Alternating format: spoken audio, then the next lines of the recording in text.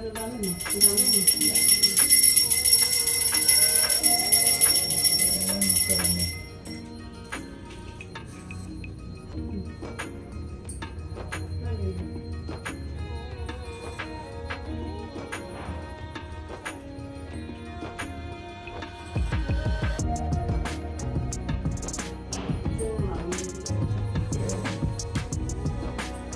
अध्याय।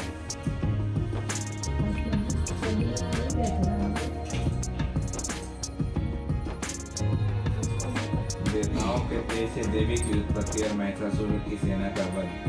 विनियोग मध्यम तेज के विष्णु ऋषि महालक्ष्मी उन्हें छंद समता शाकंभरी शक्ति दुर्गा बीज वायुतत्व और गिरवेद स्वरूप है। श्री महालक्ष्मी जी की प्रशंसा के लिए मध्यम तेज के पाठ में इसका विनियोग है।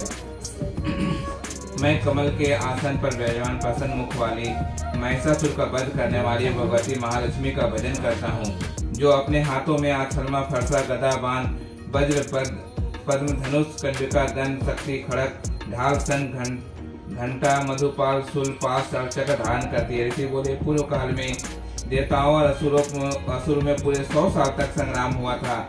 उसमें असुरों के सेनापति महिषासुर था, देवताओं के नायक इंद्र थे। उस युद्ध से देवताओं की सेना महाबली असुरों से पराजित हो गई। संपूर्ण देवताओं को जीतकर महिषासुर इंद्र बन बैठा। तब परास्त देवता प्रजापति ब्रह्मा जी के आगे कर उनके स्थान पर गए, जहां भगवान शंकर और विष्णु विराजमान थे। देवताओं ने महिषासुर के प्रचंड पराजय का पूर्व वृत्तांत उन दोनों के देवेश्वरों में विस्तार पूर्वक सुनाया। वह बोले, भगवान महिषासुर सूर्य इंद्र अग्नि यम वरुण वायु चंद्रमा तथा अन्य देवताओं के भी अधिकार छीनकर स्वयं में ही सबका अधिष्ठा बन बैठा है। उस दुरात्मा महिष ने समस्त देवताओं को स्वर्ग से निकाल दिया है। अब वे मनुष्यों के भांति पृथ्वी पर विचरते हैं। दैत्यों की ये सारी करतूतें हमने आप लोगों से कह सुनाई है। अब यह आपकी ही समय आए हैं, इसका वध का कोई उपाय सोचिए। देवताओं का वचन सुनकर भगवान विष्णु और शिव ने असुरों पर बड़ा क्रोध किया। उनकी भौहें तन गई और मुंह लाल हो गया। तब अत्यंत क्रोध में भरे हुए चक्रपाणी श्री विष्णु के मुख से एक महान तेज प्रकट हुआ। इसी प्रकार ब्रह्मा शंकर तथा इंद्र आदि दूसरे देवताओं के शरीर से भी बड़ा भारी तेज निकला। वह सब मिलकर एक हो गए। महान तेज का पुंज चमकता हुआ पर्वत सा जान पड़ा। देवताओं ने देखा, वहां उनकी ज्वालाएं संपूर्ण दिशाओं में फैल ही रही थी। संपूर्ण देवताओं के शरीर से प्रकट हुए तेज की कहीं तुलना नहीं थी। एकत्र होने पर वह एक नारी के रूप में परिणित हो गई और अपने प्रकाश से तीनों लोकों में व्याप्त हो जान पड़ा। भगवान शंकर का जो तेज था, उससे उस देवी का मुख प्रकट हुआ। यमराज की तेज से उसके सिर के बाल निकल आए। श्री विष्णु भगवान की तेज से उसकी भुजाएं पैदा हुई। चंद्रमा की तेज से दोनों स्तनों का और इंद्र की तेज से मध्य भाग का प्रादुर्भाव हुआ। और उनकी तेज से गंगा और पिंडी तथा पृथ्वी की तेज से नितम भाग प्रकट हुआ।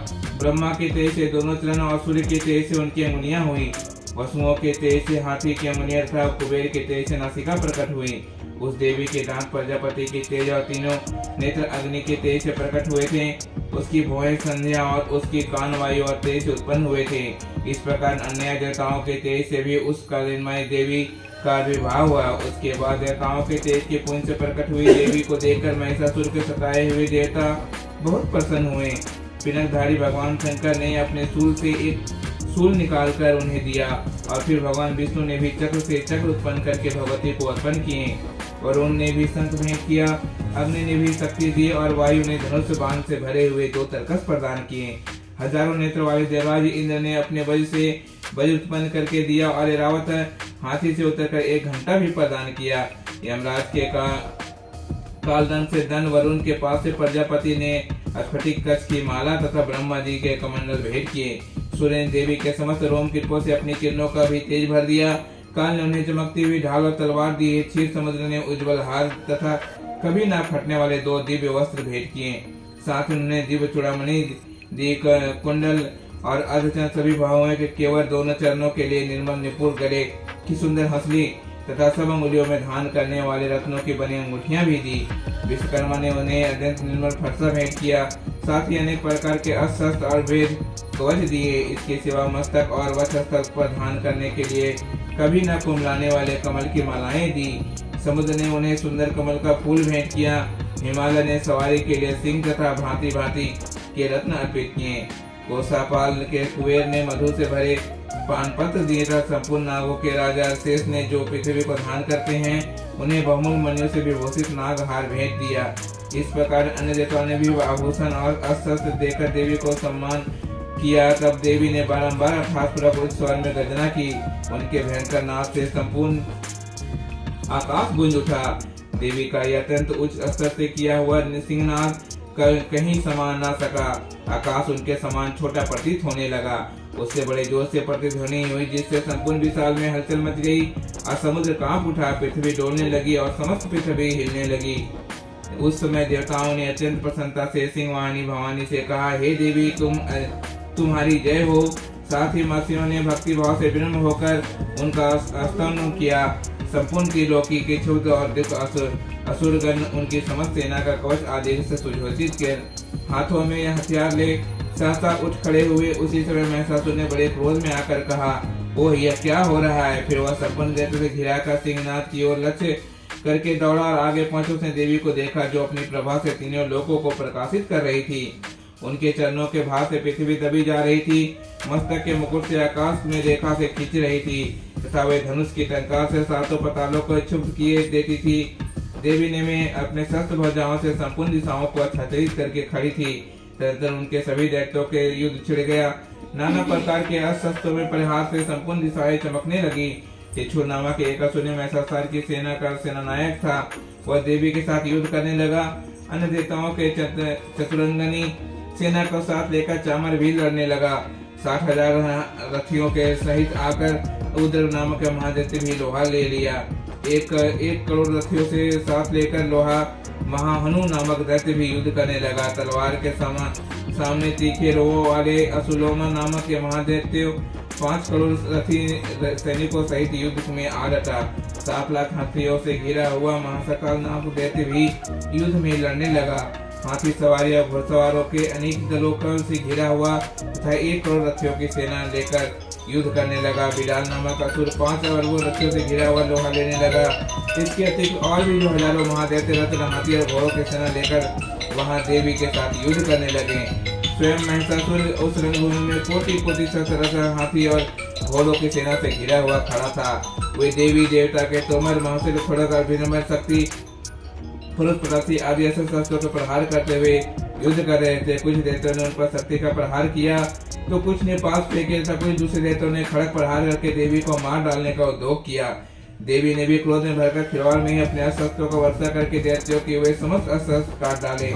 उनके मुख से परिश्रमी थकान की रकमत की चिन्ह नहीं था। देवता और ऋषि इनकी स्तुति कर रहे थे।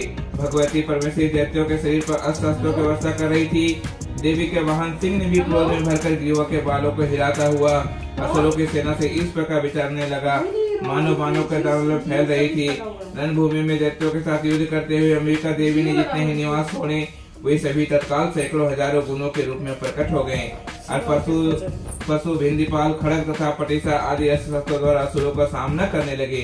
देवी की शक्ति से बढ़े हुए गण असुरों का नाश करते हुए नगाड़ा और शंख आदि बजाने लगे। उस संग्राम महोत्सव में कितने ही मृदंग बजा रहे थे। तंत्र देवी ने त्रिशूल तथा गदा शक्ति के वर्षा कर और खड़ग आदि ने सैकड़ों महादैत्यों का विनाश कर डाला। कितनों के घंटों को भयंकर नाद से बेहोश होकर के मार गिराया। बहत्तरीन दैत्यों का पास करके बांध कर धरती पर घसीटा। कितने ही दैत्यों को उनकी तीक्ष्ण तलवार की धार से 2 टुकड़े हो गए। कितने ही गदा की चोट से घायल होकर धरती पे सो गए। कितने ही मुसलमान की मां से अत्यंत घायल होकर रक्त बामन करने लगे। कुछ दैत्य सूर्य की मां से छाती फट जाने के कारण पृथ्वी पे ढेर हो गए।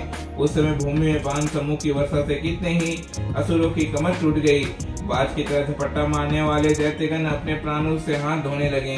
किन्हीं की बाहें छीन बीन हो गए। कितनों की गर्दनें कट गईं। कितने ही दैत्य मस्तक कट गिर करने लगे। कुछ लोगों के शरीर के मध्य भाग से विदीर्ण हो गए। कितने ही महादैत्य जांघें कट जाने से पृथ्वी पे गिर पड़े। कितने ही देवी ने एक ही बाहें, एक पैर और एक नेत्र वाले कर दिया, 2 टुकड़ों में चीर डाला। कितने ही दैत्यों के मस्तक कट जाने पर भी गिरकर फिर उठ जाते और केवल धड़ के रूप में अच्छे हथियार लेकर देवी के साथ लड़ाई करने लगते। कुछ दूसरे धड़ युद्ध की बाजों के लय पर नाचते थे। कितने ही बिना सिर के धड़ हाथ में तलवार शक्ति और चेष्टा लेकर दौड़ते थे। महादेव ठहरो यह कहते हुए देवी का युद्ध के लिए लड़ाते थे। जहाँ घोर संग्राम हुआ था वहाँ की धरती पर देवी की गिराए हुए रथ, हाथी घोड़े और असुरों के शरीर से इतना अधिक मात्रा में रक्त बहा कि थोड़ी ही देर में वहां खून की नदियां बहने लगी। जगदम्बा ने असुरों की विशाल सेना को क्षण भर में नष्ट कर दिया। ठीक उसी समय जैसे तीन और काठ की भरी ढेरों की आग कुछ क्षणों को भस्म कर देती हैं, और वह सिंह भी गर्दना के बालों में हिला हिलाकर जोर से गर्जना करता हुआ दैत्य के शरीर से उनके प्राणों को चून लेता है। वह देवी के गुण उन महादैत्यों के साथ ऐसा युद्ध किया जिसे देवतागण पर आकाश की पुष्प वर्षा करने लगे। इससे सब संतुष्ट हुए। इति देवी उत्पत्ति और महिषासुर की सेना का वध नामक दूसरा अध्याय समाप्त।